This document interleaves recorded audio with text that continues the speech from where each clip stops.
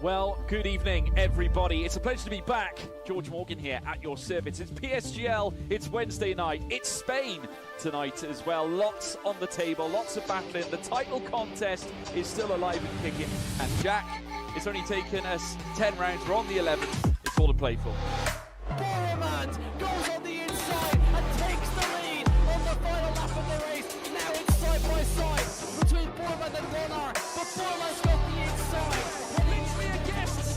Here in this phenomenal race, Cameron Dowd looking to take P2 in his very first PSGL F1 PC race. Incredible to say the least. You see that Putin still lead. 1.5 seconds. DRS is the name.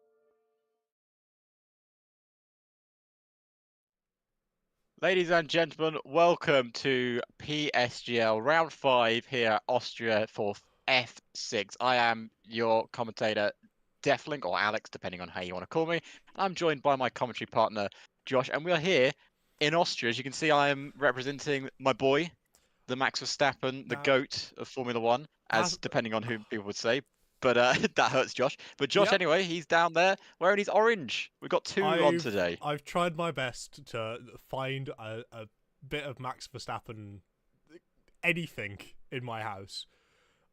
It's been a tough journey. But I've ended up coming out with a McLaren, a good old McLaren Kiwi, old school McLaren, Danny Rick number 3. It's the closest we're going to get to number 1, which is now Max's number, which feels so weird to say. But yes, hello everyone. Bushy, welcome. I can see you in the chat being very active. Pleasure. Hello. So we're back in F6 this week. We had a little break from F6, went up to F4. And my word, some of the racing there was great, but it looks like we missed out a bit of a banger last week here in F6. Everything went on. Yeah, it looks like it. Well, obviously we were in Qatar last weekend. We took the train back over to Austria. It was a long ride, but we got there in the end. We were actually a bit confused because we turned up and we're like, oh, we're not doing F6, we're doing F4. But anyway, we're back here in our league that we love, our division we love, the best division in PSGL. Just want to say, period. With the two best commentators. True. On God. George Morgan, eat your heart out. But no, it does have to be said here that I've missed this lot. I've missed this lot racing. It's very close every single time. Not saying the F4 lot weren't good, but they weren't that perfect 1% like we've got down here in F6. And due to some of the circumstances as well, as I'm going to be able to pull up with you, you lovely ladies and gentlemen in the chat, we can take a look at the results from the Qatar and the driver's standings. So we can see Napadovsky once again. He's just on a bit of a roll here, isn't he? Never finished off the podium so far in PSGL. Consistency is key, as they say in Formula One. And a 22-point gap to the car behind is consistent, no matter what you want to say. It is. It's quite hard to bottle that kind of lead. Obviously, we've seen it before, but I don't think Napadovsky is the sort of person to lose that kind of lead. But there's still a lot of rounds to go. And anything can happen in motorsport, and as has always been said, it usually does. And out around a track like Austria, I'll take us through some quick facts, unless you want to show the constructors' standings before we get going. We'll get that one rolling there as well with that, that menacing bull. Oh, God. There's nothing here which I don't... Menacing bull. It's... I just don't like this track. I don't know what it is. It's just not for me. But no, we see Alpine leading away here with the Haas and Ferrari following, a little further behind. But it does have to be said that Sanya isn't there for the Ferrari again this week. He's normally the lobby host, but for this week, again, he's not here. So the lobby host has gone over to his teammate Adam. That's going to really mess him up. That'll be a shame. Yeah, it's unfortunate. We do have an Austrian driver on the grid. We do. I just want to say, Patrick Dack. Is that I would say? Oh, say his name. Pronunciation's not a strong suit. Let's be honest here. Yeah, let's be honest. Again, let's get the. Oh, Sanya is here. Sanya is here. I've been mistaken. Well, a Swiss driver. Yes, Swiss driver, Austrian Alps. Yes, they're very close. They're quite close countries. Yes. Like a second home race for him. Yeah, I mean. Well, wait, no. The closest thing he can get to a home race. Yeah. Yeah, because there's no Swiss Grand Prix. I don't know what I was thinking. For some reason, I thought he won Silverstone. I was thinking, oh, that's his home race, even though it's in Britain. But he didn't. He didn't win the race. Getting to you, honestly. I think I'm gonna take this hat off. It's gone. I've lost it. There you go. It's gone now. Yeah. Okay. Yeah. No. It's constricting your airflow. I think that's what it is. Yeah. I think I just got mad. No. So let's see if we can recall some facts, because I know Niki Lauda is the only Austrian driver to win the Austrian Grand Prix. Well, apparently so. That's what I've been told. I just told you. It's a very good fact. Yeah, I've never heard that before. But did you know the first race was held in 1970? That was the first Grand Prix held around this circuit. The track was very different back in the day. Yeah, it was just like a very flat track, if I remember correctly, with big mounds of grass surrounding it. Yes. It was renamed. It was renamed to the Red Bull Ring. Not because Red Bull won a lot out there, but they have won a lot of races around this circuit. Yeah, I mean. Now with Max. But the other thing is, it's only got 8 turns. 8 turns at this track. No, there's 10. No, it's 8. Okay. It's 8 turns. Okay. 2 of them aren't really corners. Let's be honest. It's just because they're not real corners, they're still corners. Pluto's still a planet. Do you count turn 2 as a corner? Yes. Listen, it's a little divot in the road. Hold me out. George Russell was watching Max and Leclerc battle for a lead, forgot to turn his wheel to the left. Where did he go? Not on track. He was in the grass. He was in the grass, but that is George Russell at the end of the day. Yeah, no, it's Wait, what? We can't just violate George. No, I like George. I'm a big fan. Unacceptable. He's my bestie. Who holds the lap record around here post the 1996 layout? Max Verstappen.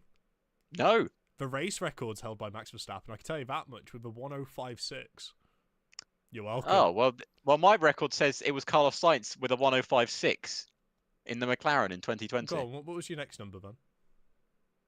19. Max did a 19 in 21. Oh. But I don't like that. That's a bit weird. I don't like that either. Well, did you know that Max Verstappen was the last winner of the Red Bull Ring, followed by Charles Leclerc, who picked up his first podium of the season in Austria 2023, and Sergio Perez finished in 3rd. Are we just here to cause Josh and the Ferrari fan lot pain? Because I'm just remembering all those times I ended up watching Verstappen overtake him.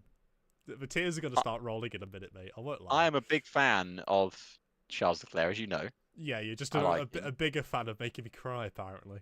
Well, I was going to say, we were currently watching before we get into the race, we're currently rewatching the 2006 season, and I was considering inviting you for Suzuka 2006, but I didn't think you'd be up for that. No, I wouldn't be up for watching my hero get beaten. That's not something which I would necessarily want to see again. You've seen it enough. I lived through it once, and the memory still haunts me. But I do have some information here. We are into Q1, by the way. We are into Q1, but I recorded a lovely little track guide around here, showing you guys what you're gonna have to keep an eye out for. So I think we roll that, and the live footage should be in the bottom right-hand side of your screen. So this is the start of the lap around the Red Bull Ring. So drivers will be getting to 8th gear down here with the DRS active. And we're going to be looking for about a 70-meter brake board, trying to use as much of the exit as possible without touching that yellow sausage curb, which will lose them a whole lot of time. We're coming up now to turn 2, which isn't really a corner.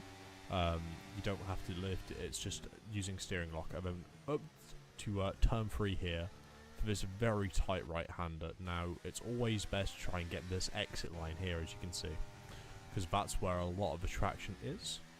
So it'll be very difficult for drivers to get a switchback, but that is one of the main overtaking points for this circuit, as well as this downhill braking, where you're going to be braking about the 100-meter board. We've seen real-life instances here for great overtakes.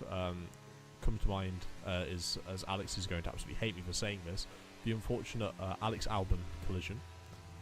Then it ends up bringing straight to a very quick left-hand. You want a very early apex first, so you can run it out nice and wide, basically touching the gravel like I did just there.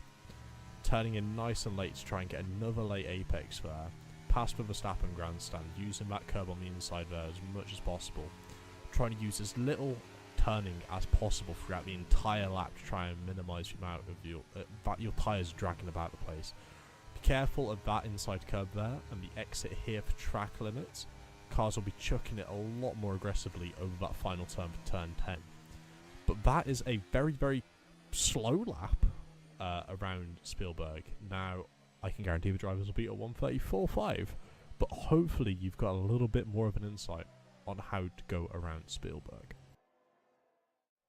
I'm sure we will see quicker lap times, Josh, from the past, but what we won't see, like we saw on my lap, was too many drivers being able to survive the track limits. As we hop on board with Nowicki here in the Nowicki in the Williams, who's already got a lap time invalidation.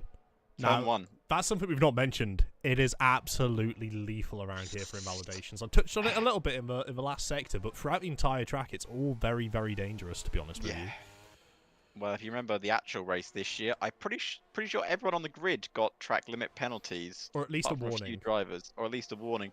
Esteban Ocon picked up 30 seconds of track limit warnings around the circuit. But that was after the race, so didn't know what circuit he was driving when he crossed the line. Well, I think he was already, in the mindset of getting away from Austria, and that's why he was trying to drive off the circuit a little bit. But, as Bushy rightfully points out in chat as well, a 1:34.5 cannot be beaten. It can be absolutely smashed, as we see Napadovsky already with a 1:03.2. That's a maddening quick lap time. You see, obviously, I think if you're watching, say, let's say, I don't want to say slower, but let's say slower division below PSGL, you're going to expect maybe into the 1:04s, a 1:03 off the bat. Possible chance for 1:02 as well. I'm wondering maybe we can get a 1:02. Potentially. I saw a little bit yesterday from some of the drivers who are currently competing in the F2 lobby. One of them came out and set a banker for a 1:02.8 right out the gates, and he wasn't able to beat his own lap time, and no one else was able to beat it. So the first lap was the pole position lap, which is absolutely insane to think. But we see drivers which didn't invalidate the lap, such as Sparky here, doing the outlap and diving it back in the pits. Now, tyre wear is not very heavy around this circuit, despite what you'd think. It's very, very lax. It's very gentle on the tyres, which is brilliant for these sort of qualifying scenarios where we're going to see them perhaps struggle with the track limit, so they can always go for a 2 or a 3 lap push if necessary. But throughout all of this qualifying, we're still going to have to count the tyres and be able to really try and eyeball how many sets of softs they're all using.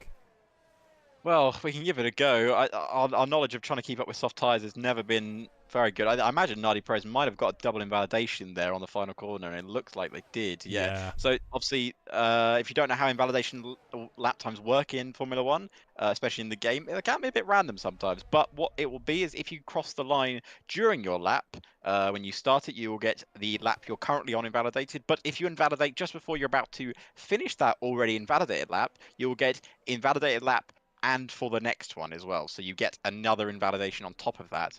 So basically, if you mess up right at the end, you're going to have to do 2 laps of a track that you've doubly invalidated and won't be able to put a single lap time on. So yeah, very harsh, as Josh was saying. I'll tell you someone also we're going to have to stretch our apologies to over here is Arian, here.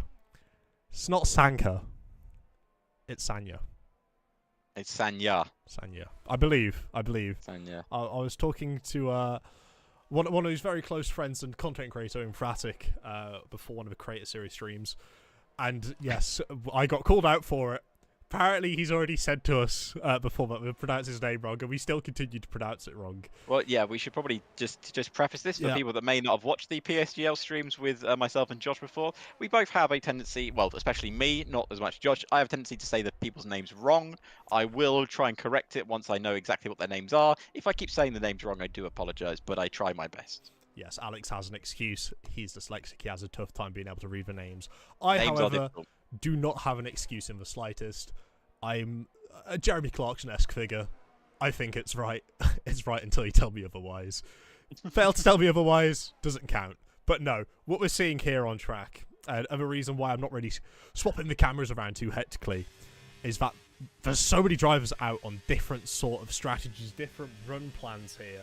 Yeah. It's an awful lot to try and keep a hold of, but we will just stay on board here with Ian here for the remainder of his lap. As not sure about you, Alex, but it's been a warm day here in the UK, and it looks like it's just as warm here as well. With the track temps are still rising. It gets very hot around Austria. Obviously, there's actually a very good chance it could rain around this track as well. We've seen a lot of that in Formula One. I remember famous races where it's rained. I remember the 2020 qualifying I think we had around here, around one of the Austria tracks. We had that fantastic Lewis Hamilton pole back in the day, and we've had some other fantastic racing around this. There's always been a good race around Spielberg. Maybe not in the last couple of years because Max kind of likes this circuit, and if Max likes the circuit, you have no chance of winning, unfortunately. But yeah, no, this is a great circuit, and I expect to see some fantastic racing, even if there's a few little issues around this circuit. We won't mention them too much because obviously people get bored of us making complaints, which you know I get bored as well. I do feel like we will have to address them though. There's a few of the curbs here which can absolutely chuck your car off into the gravel. Not by design, it's by a couple bugs, and there's a couple strips of paint where if you run over with these ground effect cars, they'll also chuck you off the circuit. So if anything like that does happen, game-wise mechanically glitched, I'm fairly confident that PSGL are going to have a team of stewards look at it, and perhaps some sort of correction will be amended. El Puma. I know. Validated his lap time right at the corner. It would have put him on the front row. I saw it. I mentioned it earlier as well. Let's hop over here to Nadi Perez, he's on validated as well. He's done 5 laps on those soft tyres. I'll tell you what. Let's keep going down the list. Right. Okay. Eric, not yet set a lap time, but it's valid so far. On a brand new fresh set of softs, deploying the battery. Now that's something that a lot of people don't think about Spielberg, because they look at the track map. Yeah, you've got the straights, but you've got these really high downforce sort of corners where the car's gripping and biting into the tyres.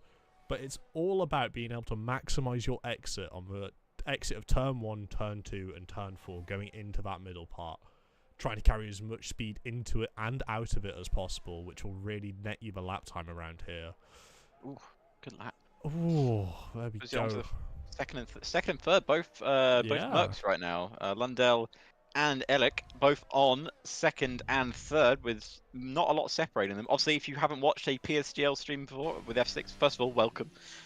Second of all, you're going to expect to see a lot of close lap times around here. We obviously said we watched F4 last week, commentated on that, and that was incredibly close. I honestly think we had closer lap times in F6 though. Yes, absolutely. The further you go down the tiers, the closer the lap times are to a point, and I feel like F6 is in that absolute perfect sweet spot. Yeah. As Patrick was able to get himself in on the board. Yes. Not really a considerable lap time, 9.5 seconds off the pace from pole. We know Patrick. That's not his pace right there. We know Patrick can do better. We're rooting for you, but the track limits aren't. I will say that much. The track limits are absolutely evil, vile, despicable creatures around this circuit, and I hate it so much. Yeah, and you're not even talking about Red Bull there. No, but we are looking at Sparky pulling the number 5, the Sebastian Vettel numbered Red Bull back into the pits. Better days. The Red Bull team are doing quite fair, to be honest. They're P6, P7. That's I feel like if you didn't have Verstappen driving and you didn't have the Red Bull advantage of being Red Bull, you'd be pretty happy with P5, P6. Yeah, of course, all of these cars are basically spec cars because we all drive on equal performance. So basically, all it is a livery that goes along with these cars. This is all the driver's skill putting these times in on the board, especially as we see that Napadovsky lap time is looking almighty impressive. Even though Lundell is only a tenth off of it, I expect someone to challenge Napadovsky, but I expect Napadovsky to challenge himself with 6 minutes to go. Yeah, I'll tell you someone we should also keep an eye on is Oscar King. Oh. Now, Oscar, we saw him, not last week, week before. Very feisty, very aggressive. We know he's capable of doing really good lap times. He's a very quick driver. He's backed off. He's backed off a lap. That is Commentator's interesting. curse already, Josh. No, he didn't even it's start not a commentator's curse if he's voluntarily backed off. Thank you very much, Alex. Right. He's got an engine problem because you've told him to back because you've told him he was doing well. No, it's a Mercedes. It's a Mercedes engine. If it's a Ferrari engine, we might have to continue that conversation off camera, so I can say what I really think. Take it outside. Let's say that. But we've got Oscar, Seb, Timo, Sanya. Sanya. I had to think about yeah, that. that's how you do it. I'm going to think about it all the time. Adam as well. These drivers down here in this this bottom sort of pack, which perhaps haven't had a chance to go and do a second time lap, but we know they're quick. They are very quick. They should be towards the top 5, top 6 of this field with Napadovsky, the likes of Emil, Frufar, probably all the way down to Dustin and Sparky. Every single one of these drivers has the ability to pull out that lap time and just take Seb one or two tenths. Seb looking absolutely mighty fine around here. Oh my word! And the lap times are going to keep falling. He had a purple middle sector on that lap, but I think he just lost a bit coming around the final corners. As we've been saying, Timo, no! Oh, Timo! I thought he had it in the final corner, but he was just a bit wide. Turn 10. Turn 10. It's so many drivers get caught out at turn 10. Keep an eye for Frufart. Oh! 11 thousandths off of pole. Oh no! There's still 5 minutes left to go as well. Yeah. Oh, he's taken a bit of a. He's taken the Lance Stroll line through turn 1 there. Hey, leave my boy Stroll out of this one, mate. Okay. Okay. I like Stroll. I just make it. I'm being factual. I'm just not factual. I'm being down with the kids. No, that doesn't work. Anyway, Sanya goes 5th fastest. That's more representative where we want to see Sanya in this race. Yes, Let's in the swap Ferrari. it over to his Swiss compatriot in the Ferrari. Oh, go on, the Adam. 2 duos, the Swiss couple in the Ferrari. Just gonna see. Maybe. The match made in heaven. I had a feeling. He puts it on pole position by 46 thousandths of a second from Napadovsky. We haven't seen Napadovsky come out again, by the way, since he put that lap on the board. That makes me worried. That really makes me engine worried. not a problem. No, I feel like Napadovsky's going to come out, the last runs and just absolutely smash his lap time. Honestly, it would. Well, we haven't seen a 102 yet. True, but no, we've got the likes of Sparky and Dustin. Dustin's just about to cross over the line, get himself up into P4. This is more representative of the F6 I know. This is the F6 I remember and love. This is great. So Sparky, I think, abandoned his lap time. And he's going to dive in, so he's going to dive in probably for a new set of tyres to go again.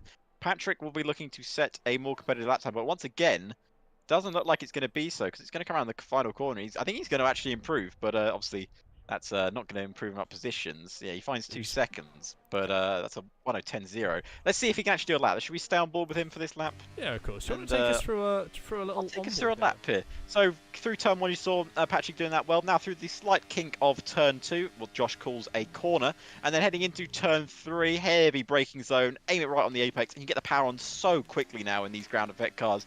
The first of 3 DRS zones here at this circuit, down the back straight now into a tricky downhill braking zone. We saw a lot of incidents here in the past. Alex Albon and Sergio Perez comes to mind, getting the power back on for Patrick there. No real problems through that corner. And now through a blind crested left-hander, as you've got to be careful not to invalidate on the right-hand side. He's taking that absolutely perfectly. Get a good exit out of the corner, go wide, and then run over the exit curbs. Don't invalidate there. He's just looking like he's getting a lap time on the board now that will be competitive. Through the final corner now, basically flat in 6th gear. Careful not to invalidate on the left-hand side. He's kept it in. No, he hasn't. And Patrick invalidates just before the line, and he would have set a lap time that would have put him, I think, into the top 5.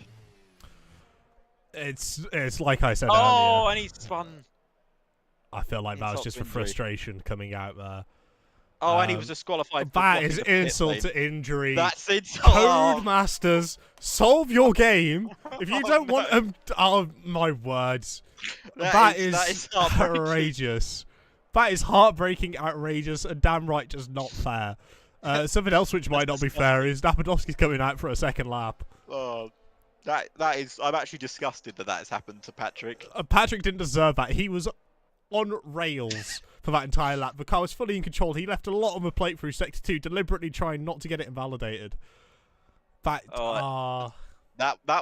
is one I'd be screaming into my pillow after the race. That is horrible. Mate, I might just go grab a pillow now and start screaming. I feel for him, yeah. So Nadi Perez, he needs a lap time on the board. He does not want to be starting 17th in this race.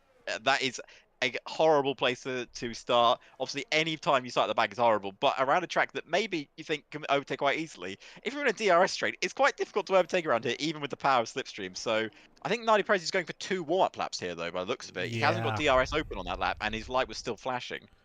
I mean, there's such little tyre wear. It's fully like there's a full potential to be able to go out and do a couple of these like little laps. Try and get your eye in and make sure that you get the best sort of circuit possible to be able to go for a proper flyer. But I do believe Sparky is right behind him here, who's not doing that. For number 5 Red Bull.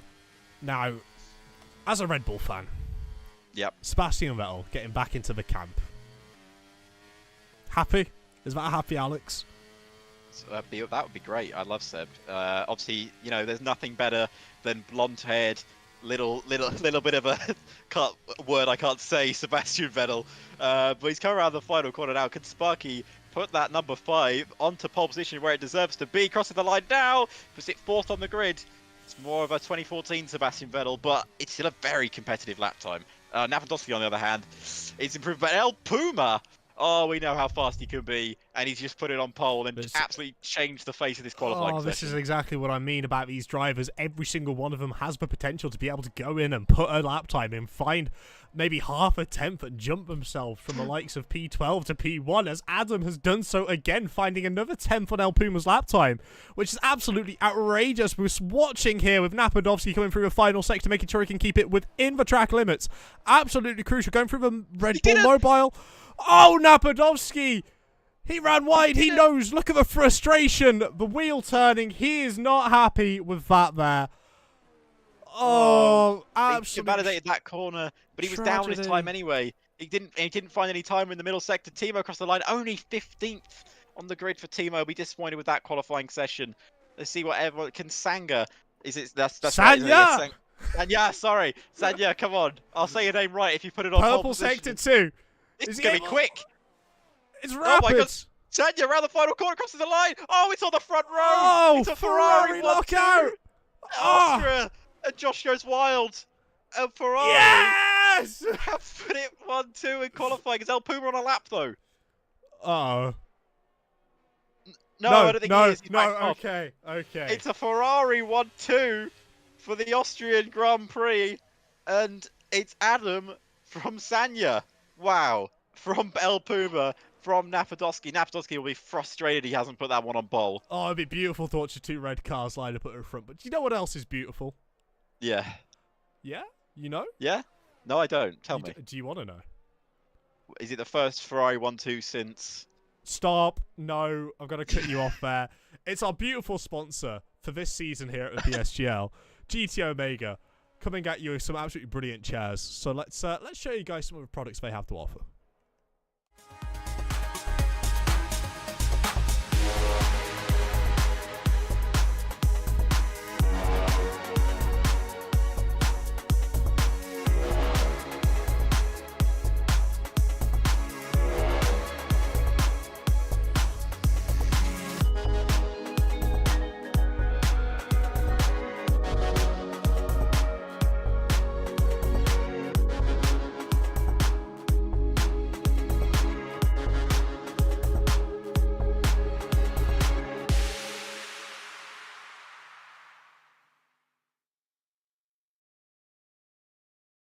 Right, and with that said, comes back to us here. My word, what a quality session. Ferrari 1-2. Now, I did do some bits of research. The last Ferrari 1-2 in F1 was the 2022 Bahrain Grand Prix. That was the last time they started 1-2 together, and also the last time they finished 1-2. Can Adam and Sanya repeat that here at the Austrian Grand Prix? It's also the first time 2 Swiss drivers have started 1-2. Yeah, it's mighty impressive, and it goes to show. We saw it with the first race of the season, Interlagos, if I recall. Ferrari drivers started at the front there, and they were defending together brilliantly. It wouldn't surprise me if we see that sort of synergy again, where instead of really trying to fight one another, just kind of moving in and out and swapping and saving the DRS between themselves, because we know the DRS train is going to be a thing, right? And it really much is. The last place any driver's going to want to be is P3. But it wouldn't surprise me. It's not the place you want to be. Would not surprise me if Sanya ends up just dropping back to P3. His teammates in the lead, they're able to control and dictate the driver in P2, P4, and further back by doing that. It's not just eyeballing. It's not just assuming that, the level of tyre is dropping off more for the drivers behind him. The train, it's not assuming that. You'd be able to actually know and understand and be able to control the pace all the much better, right? I mean, we've still got chances for safety cars as well, which could absolutely ruin a Ferrari 1-2 if exactly, because backing up in the field's not allowed. No, sir. No, sir. Obviously, let's not forget the most famous Ferrari moment around this circuit, where Rubens Barrichello controversially let Michael Schumacher pass in 2002 to allow Michael to win, literally on the main straight before Rubens was going to cross the line. That was controversial then, and we're going to see another controversial Ferrari moment. They are known for their controversy, but they are also known for their winning heritage. As we head for 5 red lights here at the Austrian Grand Prix, it's lights out.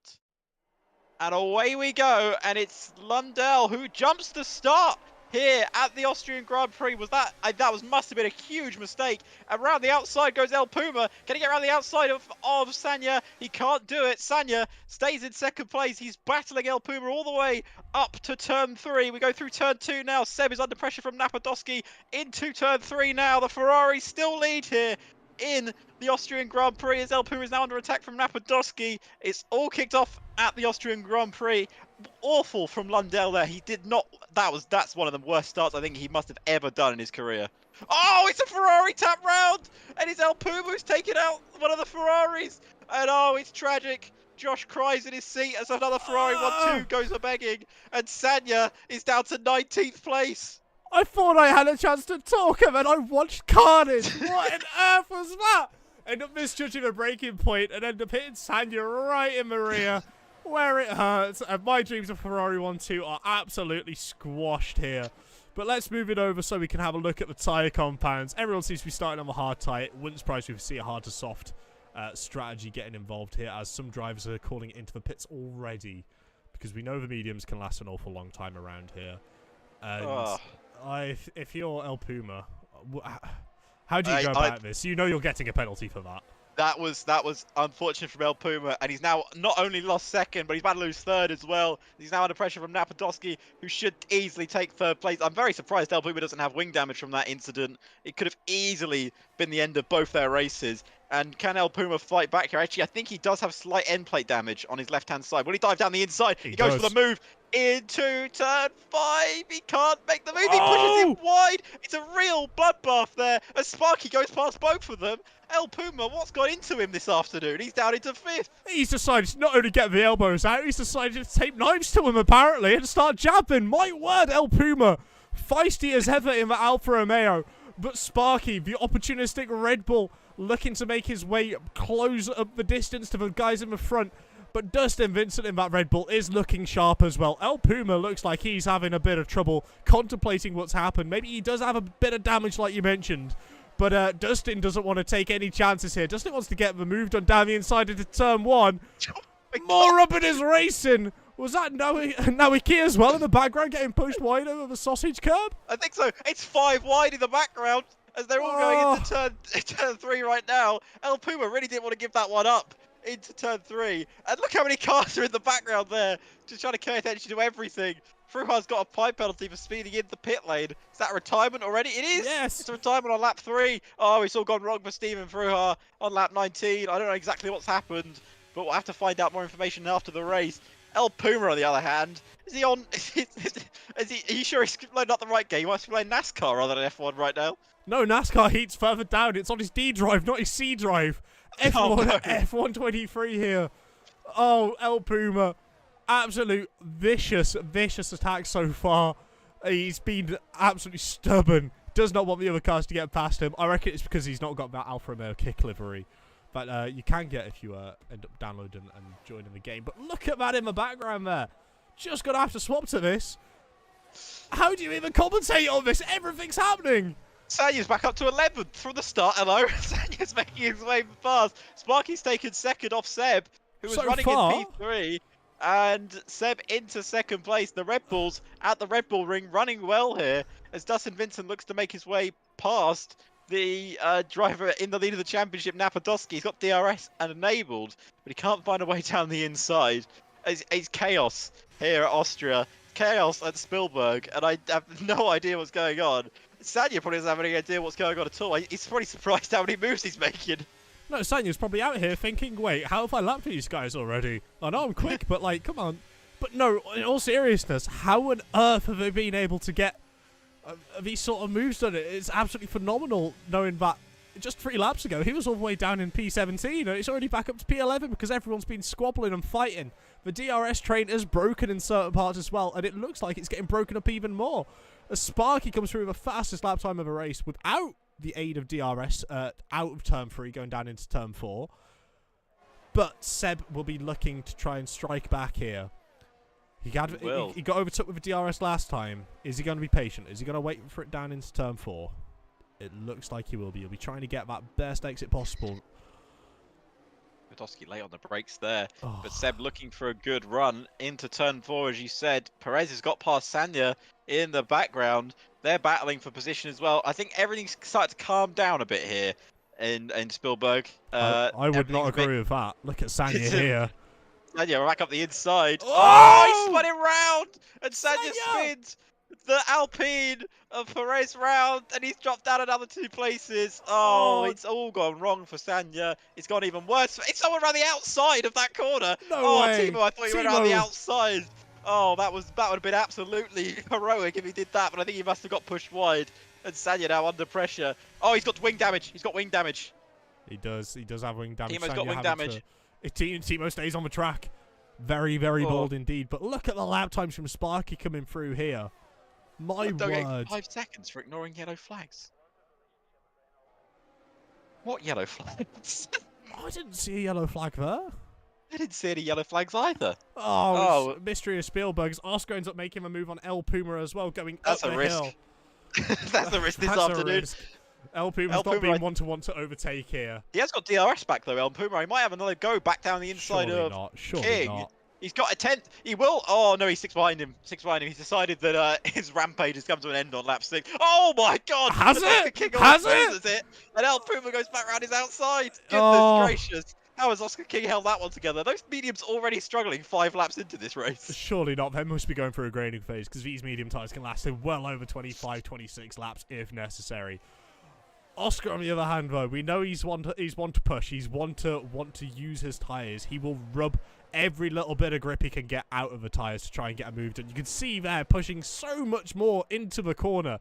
Ends up compromising his run there, coming out the corner, which will probably benefit Nowicki getting a little closer slipstream, being able to catapult him slightly further ahead.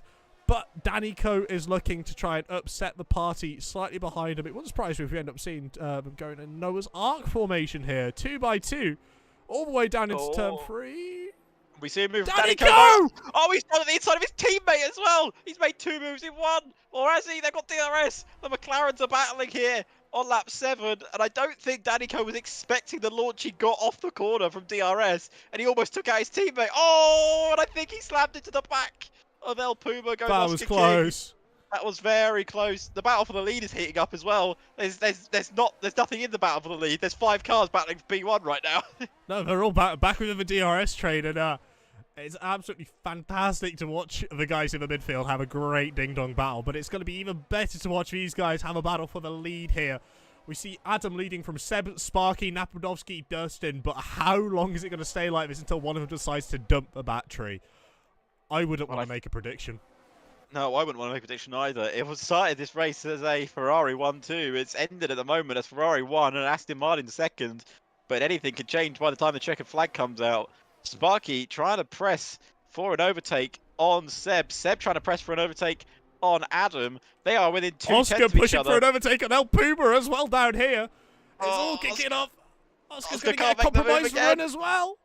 He's going to get under pressure from his teammate. His teammate pulls to the outside Danny, line. no! Danny, there's no room there. Don't do it around the outside. It doesn't end well on that corner. We know. But can he get the switchback? He can't on this occasion unless he gets a good run up the straight. Danny! Teammates are on the Don't do it! Around the outside. He can't do it. There's no room there at all. Oh, he backs out. What are the McLarens doing? Get the McLaren CP on the throne. He's not going to be happy at all. Get the 2002 team orders out. Stay behind. Please stop fighting so hard. What on earth is this? All the drivers here are racing for themselves, but when you share the same car, you're kind of forced to be a part of that team and understand your role when you work together to help one another. Danny moving over to the inside there, letting him know he's not happy. Something else as well that we're going to keep a little eye on here. Is 3 wide! Oh, no, it's not. Oh, Christ. I was expecting Sparky to absolutely send that one there. I would have done it. But look at Danny! Danny has! Oh! Danny's made 2 moves in 1. El Pumo's lost not 1, but 2 positions. He might lose even more now as Danny makes his way up into 6th. El Puma's going to be under pressure. Or is El Puma going to put Danny under pressure? Puma's going back! He's not going to go around the outside there. It never ends well.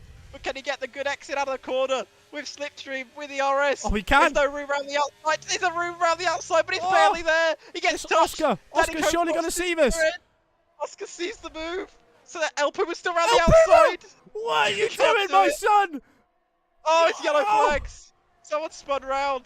And Oscar's under pressure now from the Williams driver who's under pressure from the Alfa Romeo. No, he's got the place there, but I'm not sure if that was under yellow flags or not. He might have to return the position, but I'm sure he'll do so. Oh, Oscar Danny's round! Danny's round! Oh, Danny's round. Oh, we got tapped, I think, by El Puma. Oh, no, El Puma's going to be in the walls. There's a battle up here as well. They're fighting everywhere right now. Well, ladies and gentlemen, this is the F6 we missed last week. Oh, my word. Thank you so much for this. This is absolutely fantastic. Seb's in the lead. Napodowski to P3 as well, and he's looking to go on the offensive here, down onto Adam into turn 4 here. He might make the move, and I think he will. They're back wheel to wheel. There's no room for Adam there. He's going to get pushed wide. You got to stay with it. You got to stay with it on the inside, Adam. He does so. Keep that number 6 Ferrari placed very well to the inside. Only going to lose time going side by side here. Oh, Napodowski. From Napodowski. That's the cool karma collected. That was brilliant. Move of the season. My word. What? The outside. We're 10 laps into this race and I'm sweating like a pig already. What on earth has this been so far? Oh my. This is anyone's race. Right, Sanya's caught to the back of this crew, by the way. Timo's retired on track. It's a safety car. Oh, we can all take a breath. Oh my word. I need a drink. I need a lie down. I need paracetamol. I need a throat lozenge. My word. But this is going to change the entire game. Oscar on the mediums. He can come in and pit for the hards now. The rest of them are going to have to try and stretch them medium tyres if they decide to pit right now. Patrick, Emil, and Nardi are in great positions here. They've been able to dive into the pits, and it wouldn't surprise me if we see Alvaro Fernandez come in as well. Alvaro stays out. They're going on to softs. Are you taking the mick? Nardi, does this look like a joke to you? Nardi praying for another safety car. Nardi, I know safety cars breed safety cars. And Austria is a fantastic breeding ground for him. He wants those overtakes into turn 1. Mate, he wants to hang it around the outside of someone around turn 10. My word. Like his teammate did. Yeah, what a move by Napodowski. Oh. That's one to check on the replays after the race. But yeah, my head already hurts. I'm only 11 laps into this race. But yeah, no, that was crazy. Let's just recap everything. Oh, is Seb gonna? Seb's not gonna do it. Oh, he is. Everyone's diving in, and they're all going on to mediums now, are they? That's a bit of a risk. Surely they've got to. I don't see anyone staying out. They're going to have to double stack down at Ferrari and at Red Bull. Red Bull are a lot closer maybe as not well. Ferrari, maybe not Ferrari, but they will have to at Red Bull. You saw there. Swap over to Sanya, see if he ends up having the punishment of a double stack. He might do. Yeah, he will. Just a bit though. Oh, I don't think it's gonna cost him too badly. That's half a second tops. Yeah, I think he still comes out P11 though. Guess who he's gonna be behind on the restart. No. Oh, you cannot write these stories, can you? You gotta write it. You gotta write it. So Sanya will start behind El Puma, who, if you remember lap 1, may have given him a little tap in the rear coming into turn 4. I'm not sure whether I'd want to be a part of that one. No, I don't think I would either. No. This is racing right here, and it's this is quite crazy. I will just say, yeah, Hannah Schmidt is the head Red Bull strategist, right? Yes. Do you reckon she's turning in her bed right now, having nightmares about going onto soft tyres with 24 laps to go, a third of the way through a Grand Prix? Well, I don't know if you know, I'm a big fan of soft tyres in this game. I tend to use them quite a lot in races. We actually saw, I don't know if, obviously you saw my race. I did a 2-stop in a league race with about 65 safety cars around Azerbaijan, and pulled it off. But no disrespect to you. Maybe a little bit to you, but not to your not to the other drivers in that league. That's not PSGL. That's not F6. That's not PSGL. You can't really afford a 2-stop in a league race that's as competitive as this, because to make a 2-stop work, you have to be about a couple of seconds faster than the car you're racing in front, and these guys are never a couple of seconds faster. They're maybe a couple of tenths faster, if that. Unless one of them does a Tiamat Marduk and just forgets to calibrate a brake pedal. Well, that can also happen, but unfortunately Tiamat Marduk was unavailable at the time of recording. Ah, Ben needs to pick it up. He really does, bless him. He does. Pick up the phone, Ben. Pick up the phone. Been calling you. We need you. Yeah. We need you here at PSGL F6. I don't think he needs to be in this race. This race has had enough carnage already. I don't think he needs to be in the comm box either, because that's just another voice shouting over the top. My word, we've had an absolutely banging first 10, 11 laps. What are the Red Bulls doing? I'm not sure. They can't take those tyres to the end. I know soft tyres. You can't drive them to the end of the race. Clip that, and when they take them to the end of a race and they want to. Well, then I'll do it in a league race, and it probably won't work. Feel free. I will just mention this now while we do have a safety car. Feel free to hop below into the description of the live stream. Come and join the Discord. Come and be a part of it as we get the notification. Safety car in this lap. Well, I'll give us a good safety car restart here. As we can see, now Seb took the lead of the race just before the safety car came in, with Napadowski taking second place. Adam is in third, but the two little jokers in this pack, Sparky and Dustin, both on a set of soft tyres. Oscar is going to the end on those set of hards. Everyone else should go to the end on their set of mediums, but it was going to be one hell of a stint on those set of mediums. When is Seb going to go? Just before the final corner, I would imagine. He doesn't want to be towing Napadowski all the way down to turn 1 or all the way down to turn 3. To be quite honest, I reckon on the exit of turn 10 he goes. Yep, I reckon so. If not, he goes down a straight, surely.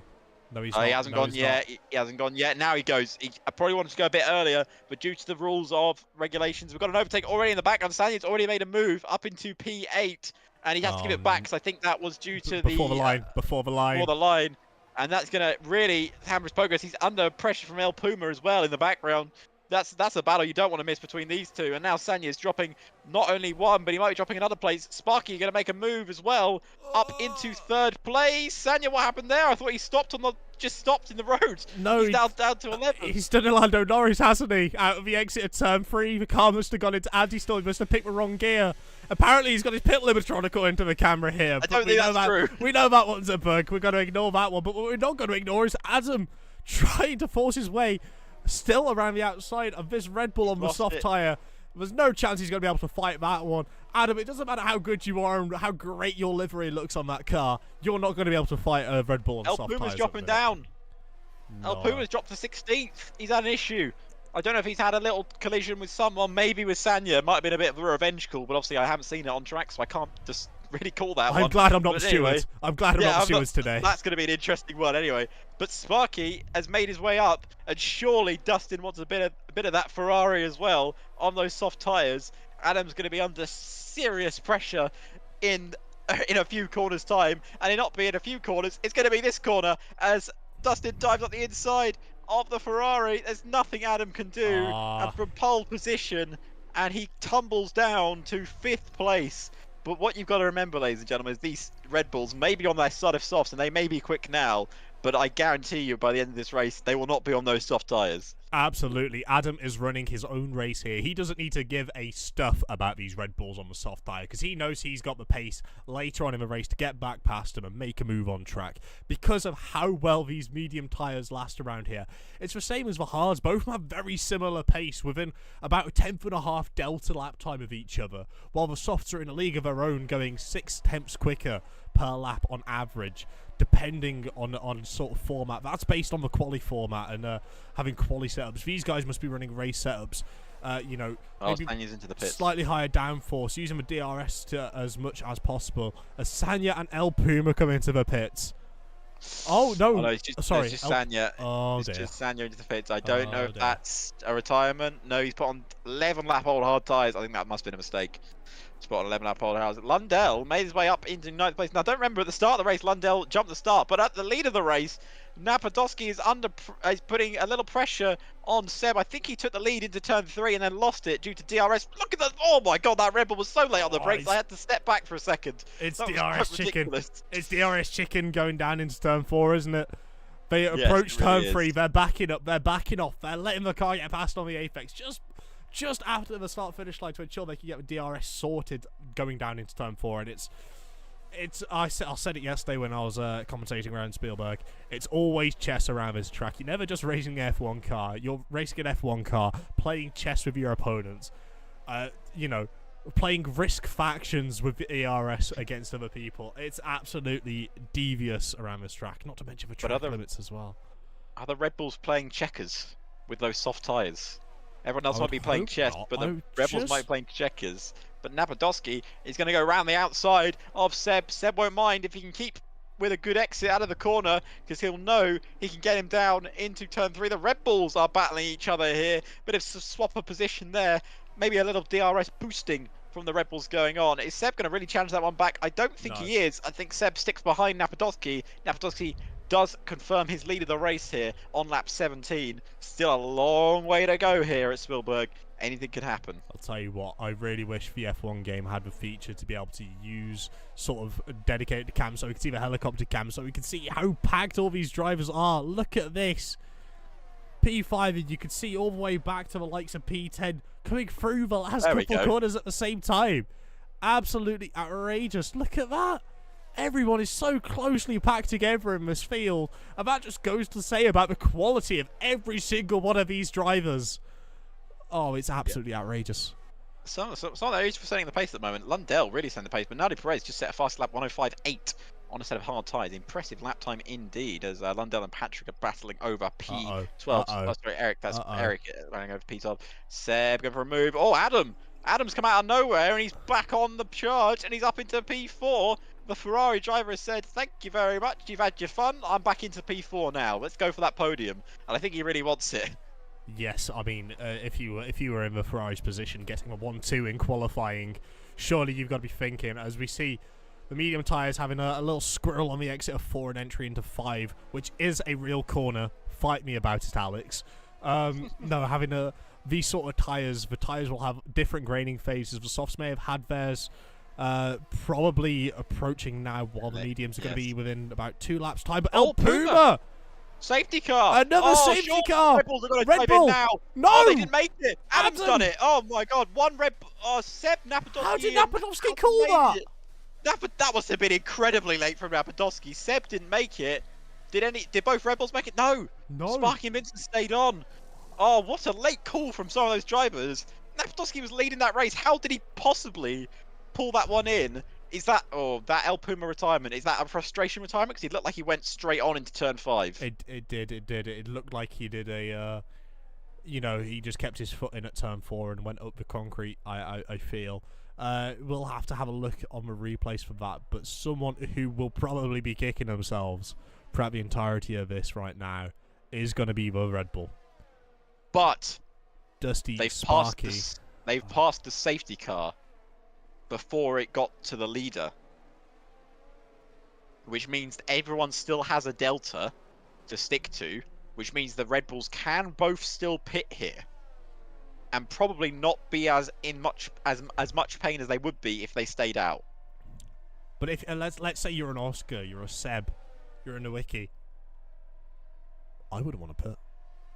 It's so hard to overtake on the straights here if you're in a DRS train. It's a risky call. They surely have to box the Red Bulls now. They can't not. Yeah. It's gonna be pain for as well. It's going to be a pain for Sparky. He's going to feel this pain because they are going to really struggle to make those moves back through the grid. Oh, and it's the cars behind as well. He can't even back up because it will affect the other drivers behind us. You hate seeing it. You hate to see it. Both of them going on for mediums. So I think Dustin might get out in front of these two, Napadowski and Adam here. Surely not. I think he might. No way. Let's have a look here. He gets in front of Adam. He does. Oh my! He got Adam out of the pits. As I said, that safety car just coming out before the leader took the safety car meant that he got out in front because everyone had to stick to Delta. Obviously, it's a shame for Sparky. He really struggled with that one. That's going to really cost him later in the race.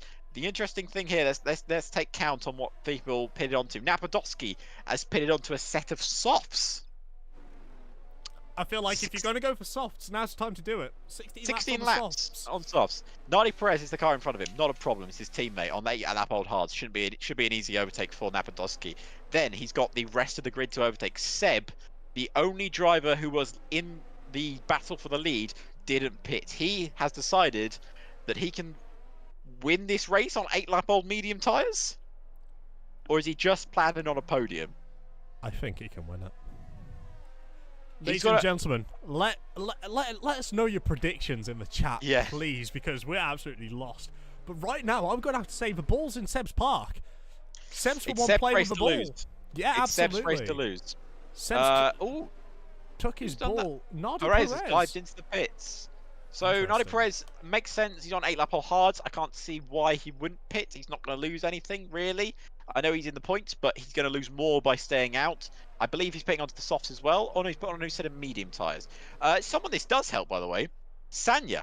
I was about to say, he's been able to catch back up to the pack after having to come in for another pit stop on top of everyone else. And now, he's on fresh mediums. Or, sorry, not necessarily fresh, but fresher mediums than the cars. Fresher mediums, yes.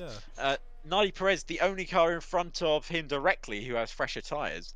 This is very interesting now. We have a very big mix of tyre compounds in the field in terms of fresh tyres. The real odd one out here in the top 6 is Oscar King, who is on a set of hard tyres compared to everyone else's mediums. Now, as we know in this game, the hard tyre has the hardest grading phase to go through in the game. But once you've gone through it, those are arguably one of the best race tyres you can use. And I would say, trying to get as much temp into these tyres as possible to overheat them to get them to that graining phase earlier is what he should have been doing in this safety car, because obviously we weren't on board with him. We didn't quite see too much, but this restart will come down to whether Nowicki's been able to do his research, whether he figured out where Seb went last time, and if he's able to get the foot down nice and early. And if Seb decides to do the same thing, because it didn't work out too great last time for Seb. No, it's Seb's race to lose because he's leading it. I think it's Napadowski's race to lose if he doesn't overtake everyone. He has the best tyres. He's arguably one of the quickest drivers on this grid. Cheers for that, Will Buxton. He needs to prove maybe to himself, maybe to all of us, that he can still win this race. And there's still a long way to go. Seb, brilliant restart this time, not getting caught out by anything at all, leads by 0.5 of a second. On the other hand, Oscar King might get caught out by Eric here, who's made his way up into P3, but had a bit of a quiet race, and he's now up into the podium positions and chasing down the leaders. Or is he going to have to let... Oh, no, it's a safety car bug again. He's going to have to let the McLaren driver past. I hate that bug. It needs to be removed immediately, and he's back down into P4. Oh, he's been attacked by one of the Alfa Romeos. Is El Puma still in? Or is that that's Fernandez? No. That's Fernandez. Oh, it's Napadowski! Napadowski through the middle. He's up into P4 already. And that's Dustin going around the outside. It's 4 wide into turn 4. Oh, that's way too close. It's also, the Mercedes got a bit squirrely on the exit. And can Dustin get all the way around the outside? Surely not. We saw Napadowski do it before. Oh, the Ferrari up the inside instead. He's dropped back. Adams lost more positions. The Mercedes under pressure. And how possibly is Napadowski stuck through the middle? He's up into P4 already. How on earth has this happened? How's it still happening? Oh my word. What an absolute masterclass there from Napadowski, fighting his way through all of that.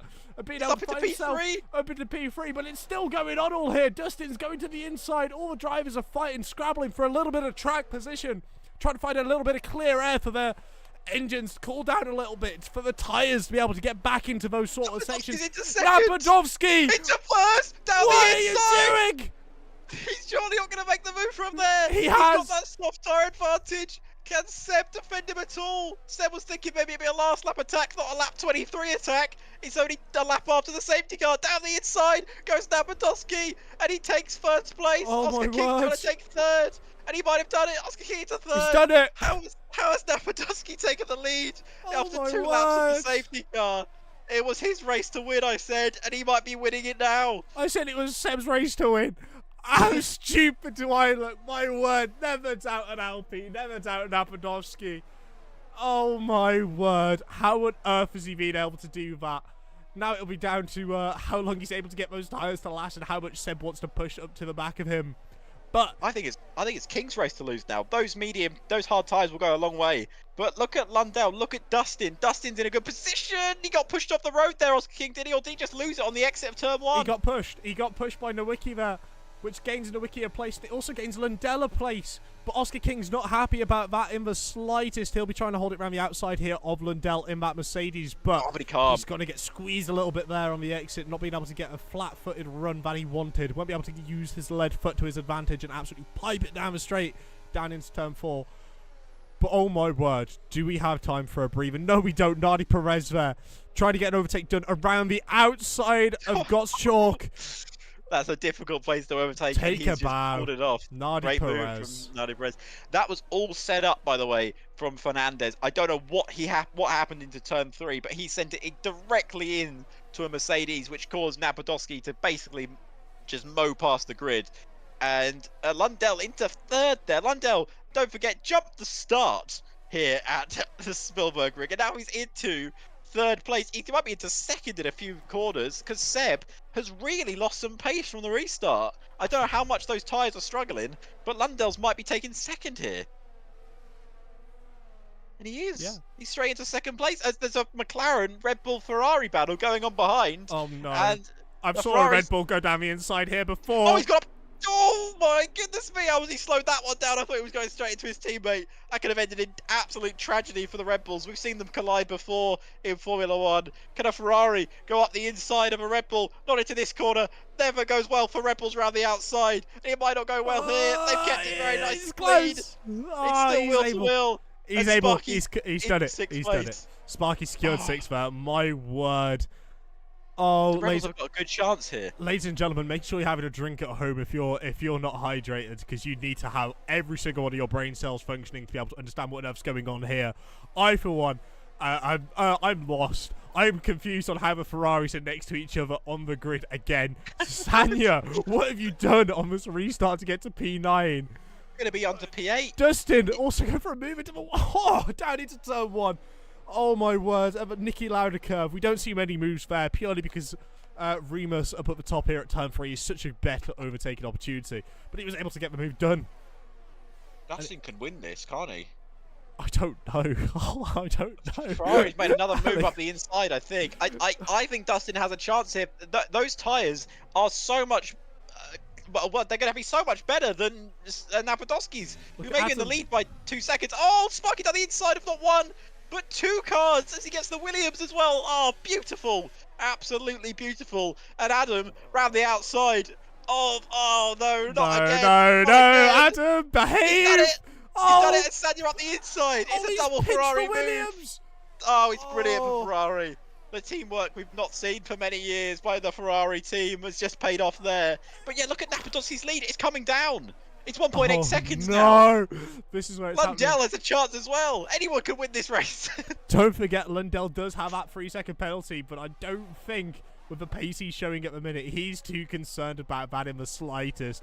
But Seb is definitely concerned about his tyres and this gap to the Red Bulls behind, as we're going to see Dustin go for a move on the outside, gets it done before the braking zone. Seb will be trying to leech off the DRS here and absolutely try his best to hold back the other Red Bull going down into turn 4. But to be honest with you, these Red Bulls are absolutely electric, and Seb seems to be absolutely crying in pain because of his tyres. And I 15 laps on medium tyres. It's such a tricky stint for him. He's done such a good job to be where he is, but he's now off the podium. Perez has made a move past Oscar King, who I thought would be a little bit of an underdog here, but those 15-lap-old hards have not worked at all for him.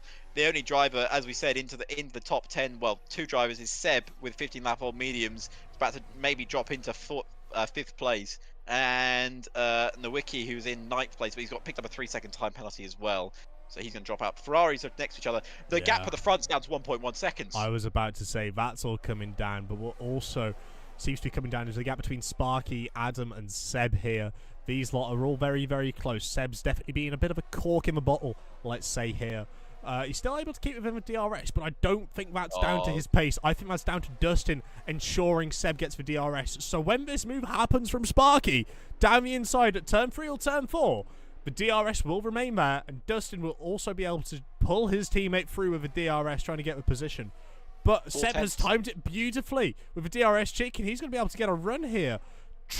He thought about it down the inside, decided to back off, but someone who isn't going to back off here is Adam. We know he likes to try and put a cheeky move around the outside, but I did just see his ERS light flashing out, which means he's below 10%. At the front is 0.3 of a second. Oh no. Lundell is on the back of Napadoski. Where is this pace from Lundell come from? He clearly had the pace, but he just jumped the start. And he's now in P2. Lundell, and he might win this race. Lundell, we know you're quick, man, but come on. You can't just do this after you had such a horrible start to this Grand Prix. You can't come back through and do a last to first Yano Otmir-esque challenge here at PSGL. It's just not fair. Seb's losing positions all over the place, but this is the battle for the lead. Napadoski, our championship leader, is about to be under pressure from a man who was jumping the start not 29 laps ago. And the Mercedes driver, as long as he can get a good exit, might get Napadoski. But I wonder if Napadoski's been backing off, saving his tyres, saving his ERS. I'll tell you Surely what. Lundell has been pushing as hard as he can to catch back up to him. Looking at 33% for Lundell. Looking at Napadoski, he's 30 as well. He's not been saving ERS. He's been pushing. Both of these drivers pushed to the absolute limits. Extraordinary. How's Danny got to P5? Where have you come from? Danny's in P5 and Sanya's pushing him as well. Oh, the Red Bulls are closing in on the lead as well. With Lundell's penalty, it's Dustin and Sparky's race to lose. It could be a Ferrari 1-2 turn into a Red Bull 1-2. When have we said that before? It could happen again here at Austria. I'm crying in pain. Danny as well. He looks like he was able to get an opportunistic overtake done on both of the Ferraris. But he doesn't look like he's going to be able to keep these Ferraris behind for too much longer, as Sanya is all over the back of him. And here goes Lundell. Lundell around the outside. Can he make the move on Napadoski for the lead of the race? He's done it. Napadoski's let him past. The Red Bulls are battling as well for 3rd and 4th. Go catch these guys, lads. Stop fighting each other. This is not the time. I don't think they're fighting each other. They're just giving each other a little bit of a boost. They're helping each other to get closer to this pack. 2 seconds of a gap coming down. 1.8. That's going to keep coming down. Sanya is fighting Danico all the way down, all the way through the entire track. Sanya's battery is absolutely drained. Oh my word, this race is going to end up boiling over in the last 6 laps. I can already see it coming. What are Napadoski's tyres going through right now? 11 laps on those softs. It was ambitious, it was bold, it was brave. And now he's going to possibly pay the consequence for it. If you're Sparky, you know in your head, if you overtake Napodowski, you win the race due to Lundell's penalty. Look He at it, doesn't need 1.3. to take the lead. It's 1.3 seconds. It's so close between the leaders and everything. Is Napodowski going to have another go on Lundell as well? I suppose for Napodowski, all he needs to do is keep in Lundell's DRS, and he might be okay. The one though who won't be okay is Danico, as Sanya goes round the outside. Can Sanya still win this race? I don't know. I don't get it. Ladies and 1.3 gentlemen, if you're new to F6, this is an absolutely outrageous race. This is absolutely brilliant for league racing. This is brilliant for PSGL. These drivers are putting it all on the line, creating absolutely brilliant entertainment for every single one of you guys watching right now. My word. Oh, Oscar King's down to 11th. It's been a horrible restart for him. And for Seb as well, down to P9. 19 laps on those hard tyres. He must be screaming in pain. Alvaro Fernandez retires in the pit lane. That won't be another safety car here, because that would really spice things up, and we got a late safety car here at the Austrian Grand Prix of the Red Bull Ring. But as you can see, look at the gap between the leaders and the chasing pack. Napodowski knows he doesn't need to cross the line in first place, because due to the time penalty, he will win the Austrian Grand Prix. But these two need to basically push themselves forward. Nardi Perez has retaken 7th place ahead of Adam. It's been a horrible restart from Adam. He's fallen down to 8th. Oh, what the hell's happened there? Now Nardi Perez is into 5th. Sanyu, he must have lost a rear there. He must have got a bit too early on the power. We saw these sort of mistakes. Snapped? We saw these. I don't know. You don't know. Did Nardi Perez dive into him? I don't know. Oh, it's been Sanyu's gone from bad to worse to good to bad to worse in this race. It's been one hell of a roller coaster ride. It's like an emotional breakup, but worse.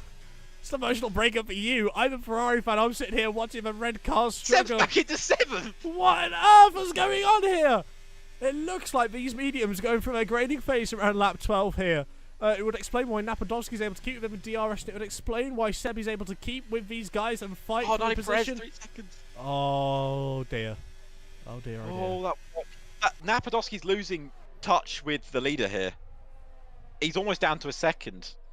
Sorry, almost up to a second. Yeah. And that could be tragic. But I'd like to say those Red Bulls aren't closing as quickly as I thought they would. No, it's they keep swapping going up into turn 3.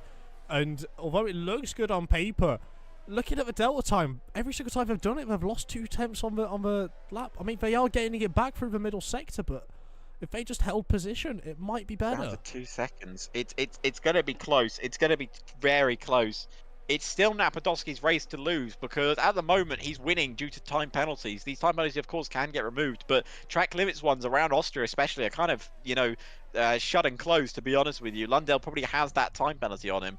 Obviously, he served his penalty due to the jumping at the start. He served his penalty due to yellow flags. Do you remember that one? That he apparently sped during yellow flags. That was in this race, if you believe it.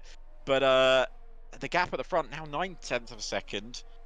But the gap between Dustin and Napodowski 1.9 seconds. It's not closed in at all. Everything's sort of calmed down here, and we've still got 2 laps to go. Yeah, these Red Bulls, they've got to really stop switching these positions up here going up into turn 3. It's not helping them at all. They just need to sit there, hold position, and be able to use the DRS to drag one of them through. It would have to be a sacrifice, as we saw there. It's just staying behind. Look at that, they're closing back up now, which is what they needed to be doing for the last 3 or 4 laps, instead of swapping positions each lap and losing 2 tenths each time. I think it might very well be, Alex. I feel like it's tough to say, because there are still 2 full racing laps here. Seb's going to finish P5, by the way, due to time penalties. I mean, I wouldn't even say P5. There's always a chance for him to move up even further.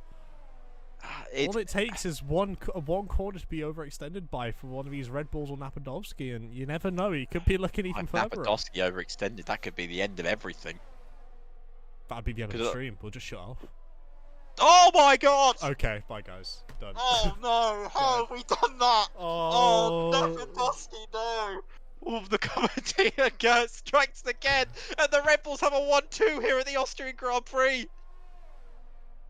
There's 3 attempts in it. They've just got to keep this pace.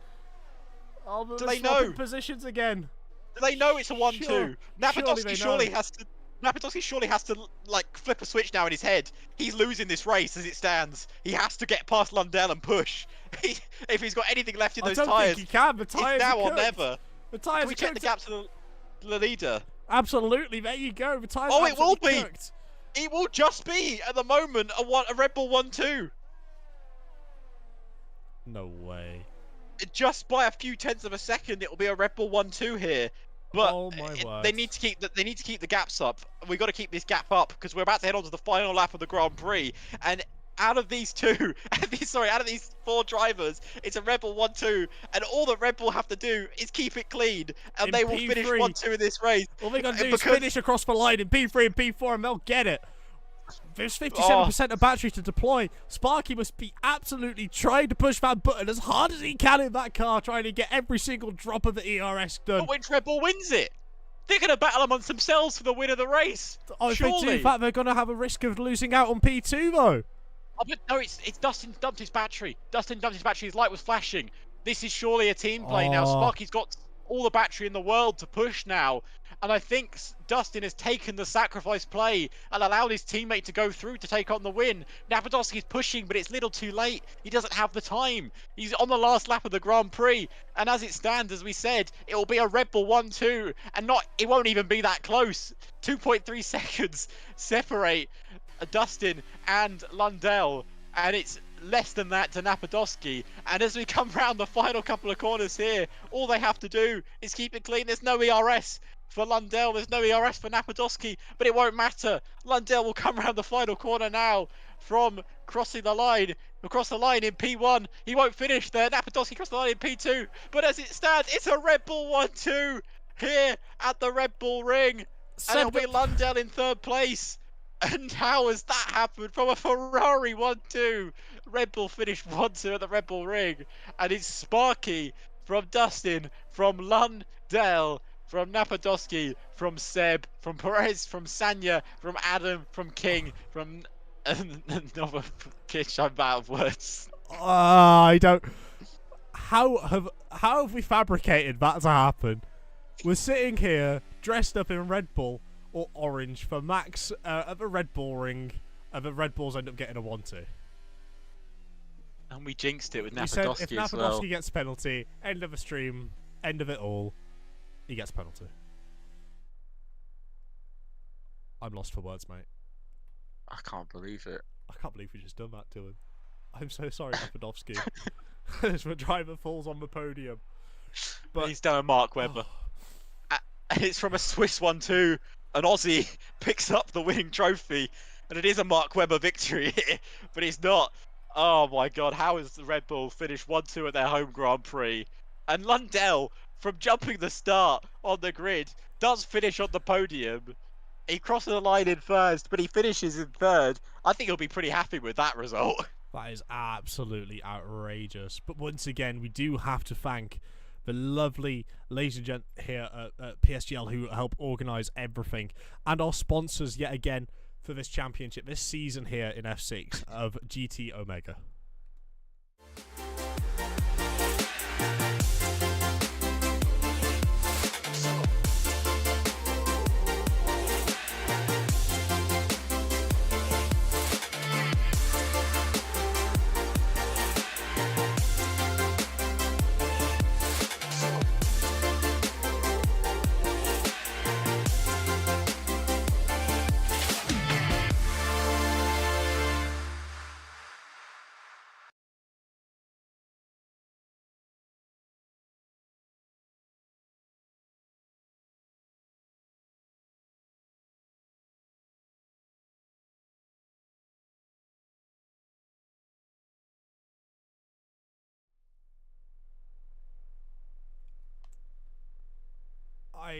I'm not sure what to say.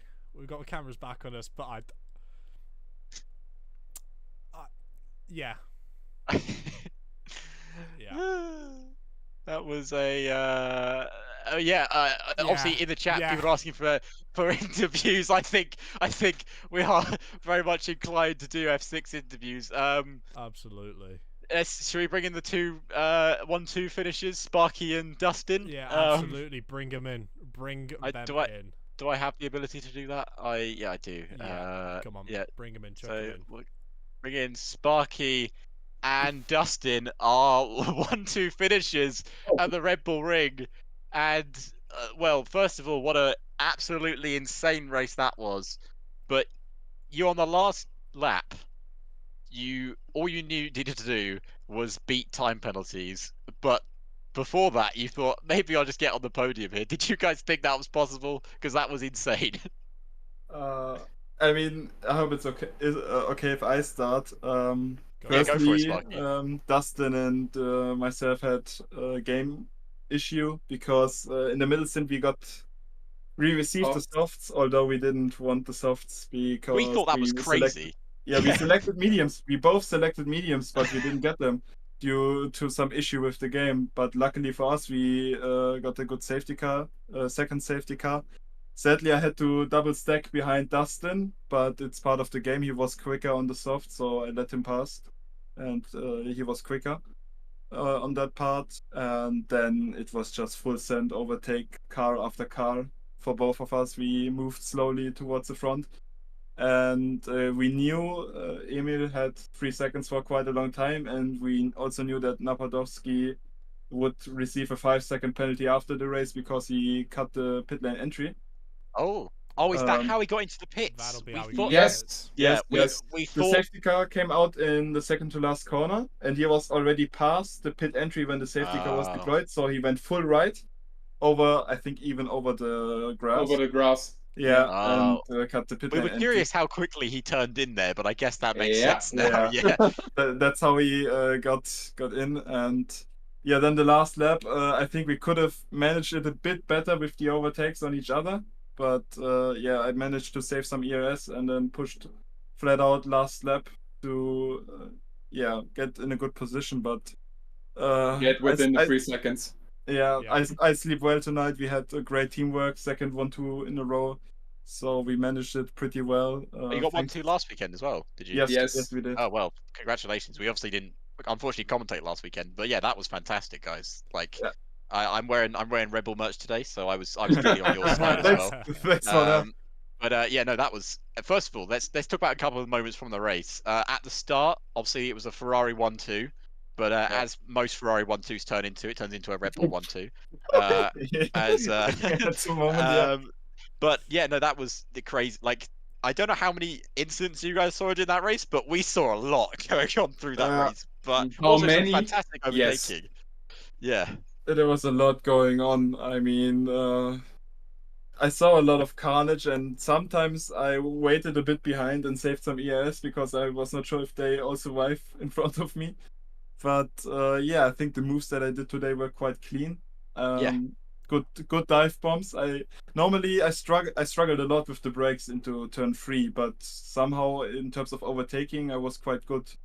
So maybe when it counted, I was good on the brakes. But in the last lap, where I overtook Dustin, I sadly had a little snap on the exit, which cost him more than me.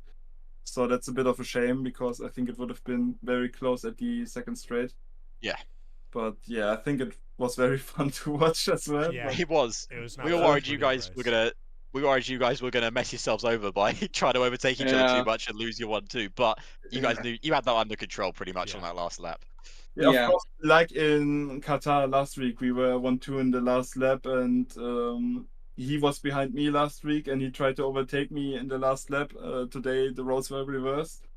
But we always try to keep it clean. I mean, we all want to win. He wants to win, I want to win, but we sort of try to keep it under control and get the best result for both of us because we practice a lot together, and it would be a big shame if we both would crash. So yeah. So, I know that Dustin is a very, very fair driver, so I know that I can rely on him, and he also knows that he can rely on me.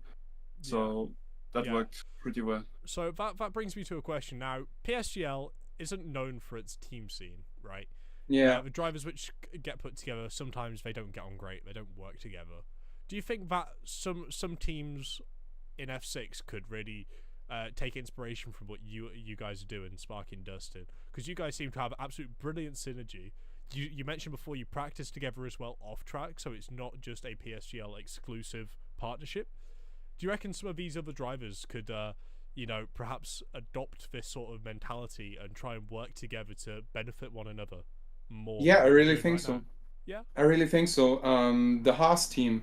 I mean, both Steven and Daniel are German people, so they could practice together. They could like race together, be in a Discord call, and yeah.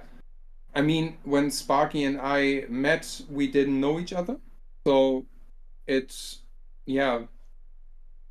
I don't know how to say it in English, to be honest. It's just the practice that made us perfect closer in the race and closer, to be honest. I mean, it's important because we talk a lot during the race.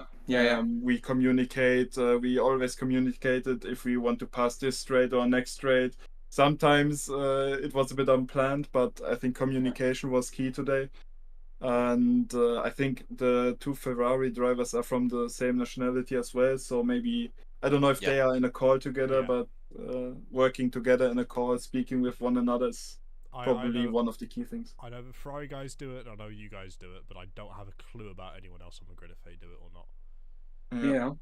So it's very interesting to see the two teams which are constantly in comms and talking to one another, being able to secure a 1-2 in a qualifying and a 1-2 in a race. I feel like it's a bit of an underused utility. It is. You can't work together in qualifying, right? Because slipstreaming is forbidden. Yes. So it doesn't really warrant anything in quali. But in the race, the race, it's pretty decent important to work together. Yeah. And very important. Last week was pretty insane because it's very difficult to overtake two cars at once. So we a couple of laps before the end, we both moved into a 1-2 position. So we knew we could block everyone behind us and secure the 1-2. So that was the main strategy behind that. But obviously today was a bit different. Yeah. And the safety cars. The safety cars were wild. Yeah, the safety cars were quite mad. But you've also got next week as well around Suzuka. My favorite track. Indeed, it's a solid track. It'll be very interesting to see how guys you can work together in quali of a race. Now, I'm not saying that we know slipstream's banned, but you can still work together in qualifying. A nice trick I used to pick up when I used to work in the F1 esports was they used to time how long it would take for the car to cross the pit line, go into the box, and then have the animation cancel, so you know the exact amount of time it would take. So you can calculate that depending on how when your teammate goes in, how long it'll take for you to get out as quick as possible again. It's little things like that. It's those little things there which I believe some teams here could really do with just working on ironing out and being able to be more proficient in their time use on the race and in the qualifying sessions. Yeah, right. We've done that today. I think we practiced it a bit. Yeah, and I think it works quite well, to be honest. Yeah, we didn't impede each other in qualifying. That was quite good, but it was close with getting 4 tire runs in. At the end. So but I think we managed that. Qualifying was a lot difficult for a lot of drivers, but you guys managed it well. But so going on to before we end the interviews, what me and Josh like to do, we do for all of our leagues we commentate on. What were your highlights from the race? So one highlight from each of you. If you go back after the end of tonight and you think that was really cool, what is one of those moments you'll remember? If it's okay, I will start first. The best thing is I started P9 and I was so patient with the drivers in front of me that I knew exactly something would happen and I knew I can profit on that. So I can, gain many positions with that. I think the racecraft is what made me finish on P2 today. Yeah, I think. What about you, Sparky? Yeah, I think there's not one moment because a lot of stuff happened, but I think also patience, keeping your head cool in those very heated moments is something I think very important. It was something that I didn't manage at all at last season, so good progress there, and because I DNF'd in all of the races, I think. Nearly. So, but I had to drive on controller for the last 4 races, so because the wheel broke. That's a pain. You don't want to be doing that. Yeah, I think patience was key today, keeping your head cool. I didn't think to win, I have to win, I have to be on the podium. I was just trying to get the maximum out of it, even when we double stacked and I was P12, P13 or something. Yeah. I just tried to get the maximum out of it today, and I was not thinking about any positions that came in the last 3 laps or so. I mean, you that guys was, were I think, key. Absolutely phenomenal. Really patient. You picked your chances very well as well. That's something as well. You can be patient as you want, but if you don't take the opportunities when they're presented, like you guys did, you're not going to find yourself in the position you guys aren't here today. Yeah. So that was very difficult. That was very difficult to analyze when you can overtake and when you shouldn't. That was the most difficult thing, I think, today. Yeah. Because sometimes I was a bit conservative, to be honest, but then I had a bit more battery next lap. But yeah, it's so difficult, and I think that's the thing that most people struggle with, even in the top leagues. Yeah, I mean, to be fair, you guys made it look easy today. Yeah. Like, yeah. It was very, very impressive. It was not easy, and I think we also will have moments in the future where we get it wrong, because it's normal. Everyone, it's so difficult in this game because Slipstream and DRS is so overpowered. We have ridiculously overpowered. Trains. We have the trains and all kind of stuff. So we will see a couple of races more in the future where collisions may happen. But yeah, today we got it right, and hopefully we will get it right more often. But yeah, it's insane. Thank you guys for joining us for the interviews. Hopefully that was you enjoyed that. But maybe we'll speak to you both in Suzuka as well. For another one, I hope so. Another one yeah, too. Let's get 3 in a row, guys. Come on, I'm supporting you. Sorry for the long answers, but I'm a bit out of breath. No, that's all right. It's fair enough, man. We are too, mate. We are too. Yeah.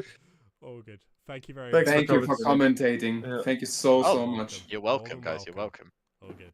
Thank you. Thank you, guys. Have a good one. Right. Again, lovely people. Very nice people. Also, I should have just read that Jeff asked if we could announce Suzuka was happening, and we can. So it's all good. Yeah. So Suzuka's happening next week, by the way, guys. Just if you didn't pick that up in the interview. Just in case you guys didn't listen to me. Yes. I know you're sitting there. You're not paying attention to the words coming out of my mouth. Yeah, exactly. But Josh, what can we say about what we've just seen? Best race we've commentated on here in PSGL? Yes, surely. It's got to be. Ferrari maybe misery. A bit too much carnage sometimes. A little too much, but I'm sure the steward's going to deal with it properly.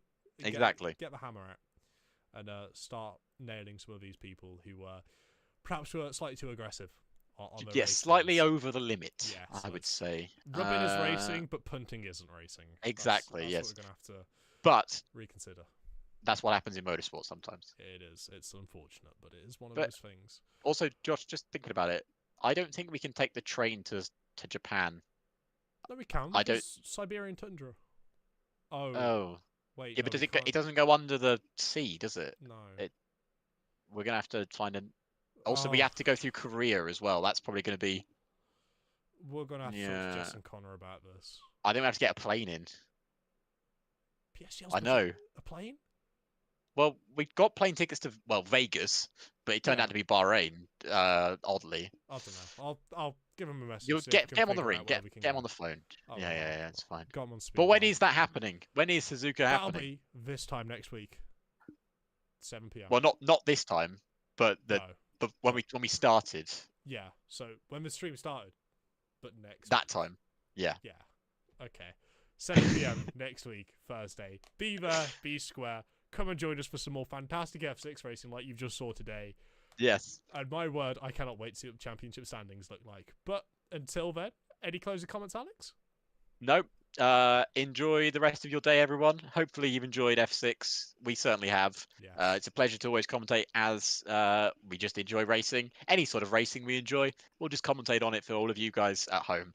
So it's absolutely fantastic. So press that notification button so you can see more of PSGL and press the bell and then join the Discord for PSGL so you can never miss a race. Yes, because you don't. I'm not really good at like that one. I'm not good at plugging things. It's not my. Smack that like button as well. There you go. Yeah, smack the like button. That does help actually. Yeah. Okay, we're dragging this out. We're cutting to the outro. Thank you everyone for joining. In a bit.